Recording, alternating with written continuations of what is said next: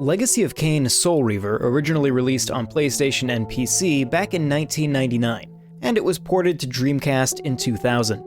It was a time period where adventure games were experiencing massive evolution at a yearly rate. Core Design's Tomb Raider in 1996, Nintendo's The Legend of Zelda Ocarina of Time in 1998, and Crystal Dynamics' Soul Reaver are just a few points that illustrate the course of the wider adventure genre at the end of the 20th century. When revisiting a game like Soul Reaver, it's important to keep that historical context in mind, and it is with that context that we approach Aspire's Legacy of Kain Soul Reaver 1 and 2 Remastered. I'm of the opinion that both of these games remain very good to this day, and if you're just looking for a modern way to play them, it's hard to argue that this isn't a great option. So today, in lieu of a traditional review, I want to approach these from a technical angle. I've been critical in the past of Aspire's previous remastering effort of the original Tomb Raider trilogy. Soul Reaver's approach is on the surface quite similar, so I was anxious to see if I'd be more pleased with the results this time around. Now before we dig into any comparisons, let's very quickly get our basic metrics out of the way. Both games operate at a docked resolution of 1920 by 1080 and a handheld resolution of 1280 by 720.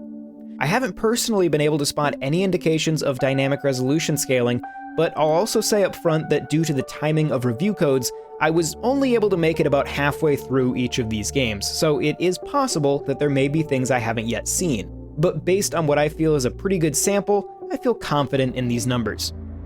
Neither game makes use of any sort of anti-aliasing, so you get a sharp but very raw image.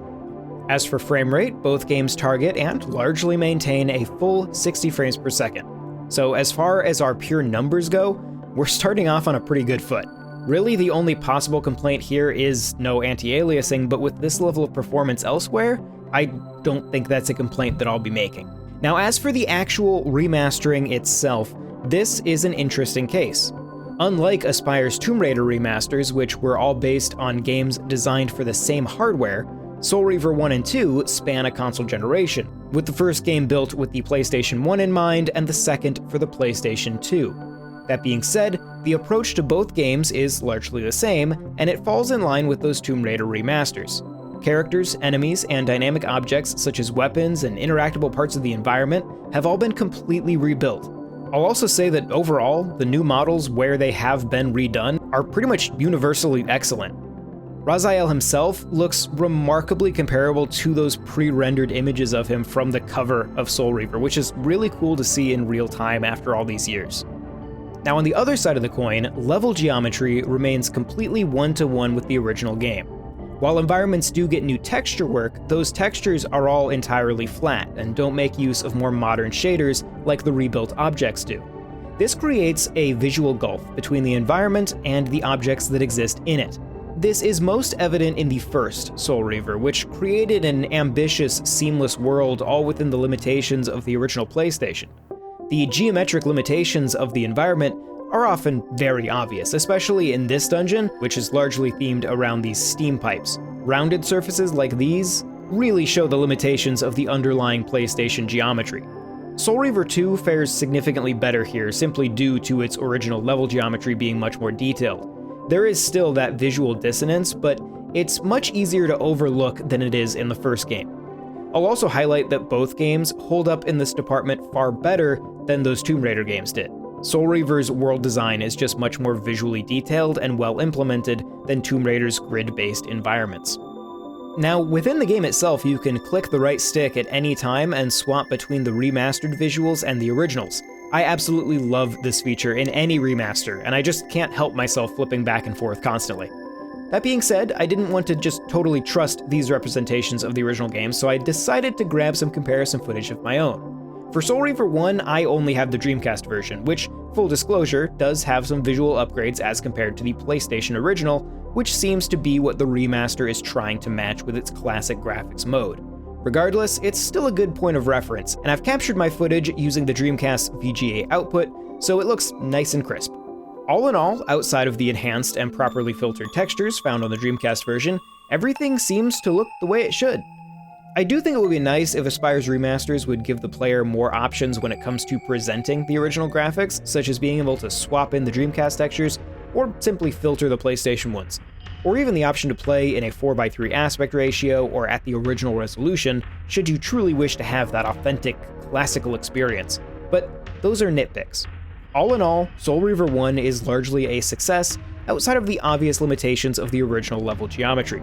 I couldn't find any instances of missing graphical effects or misplaced textures like I saw in the Tomb Raider trilogy. The one presentational issue I did encounter, I suspect may come down to transitioning this 4:3 game into a 16:9 aspect ratio. As I mentioned earlier, Soul Reaver 1 presents a seamless world. However, when rotating the camera in this remastered version, it's possible to cause areas of the world to draw in and out within full view of the player. I can't say for sure that this is why, but it almost feels like they're being called out with the assumption that they're still in a 4:3 frame and thus should be off-screen. This is by no means game-breaking, but it can be quite distracting as level geometry along the edge of the screen flickers in and out of existence as you rotate the camera. But now let's take a look at Soul Reaver 2. For this one, I did indeed have the PlayStation 2 version handy, which I've captured via component output. Once again, in general gameplay, this lines up very well with the remastered version, but there is an oddity I wanted to point out. During this scene where Raziel encounters the Soul Reaver sword, the original game made use of an early style of motion blur to heighten the disorienting effects that Raziel is feeling as he comes into contact with the sword. This was then combined with morphing the level geometry in real time to create an extremely impactful effect. In the remaster, the blur is missing entirely. Even if you play on the original style graphics, this effect won't engage.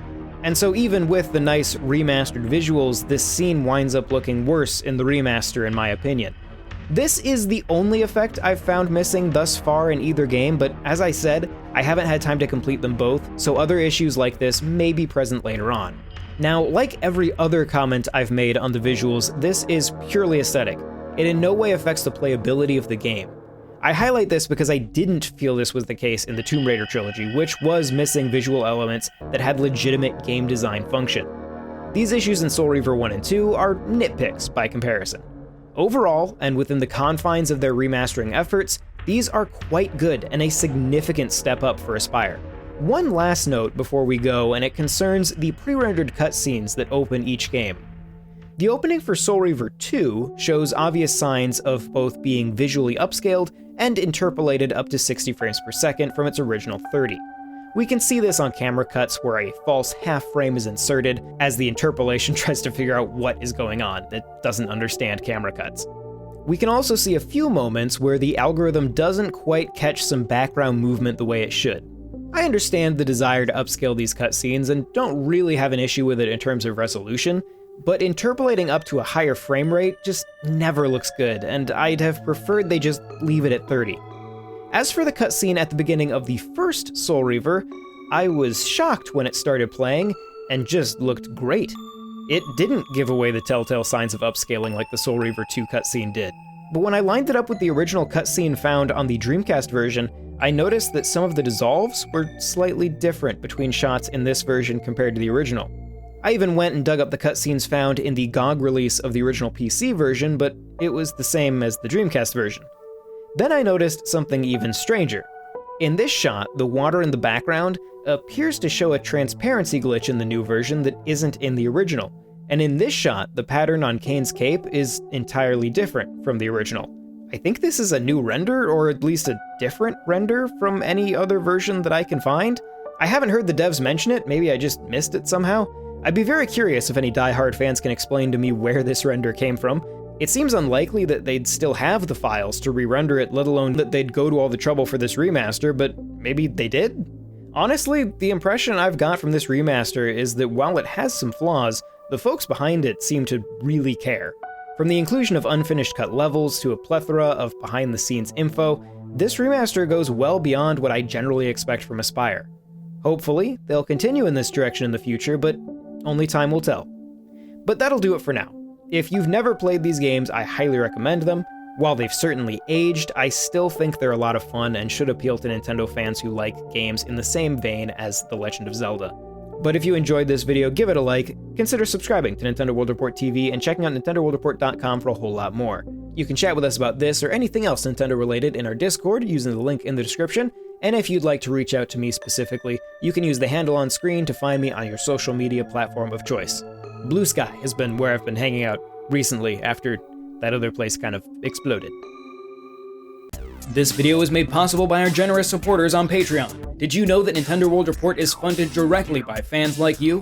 When you support Nintendo World Report on Patreon, you get immediate access to multiple exclusive podcasts every month, exclusive Discord channels, an early look at select content, and more, all for as little as $1 a month. Check out patreon.com/NWR for all the details.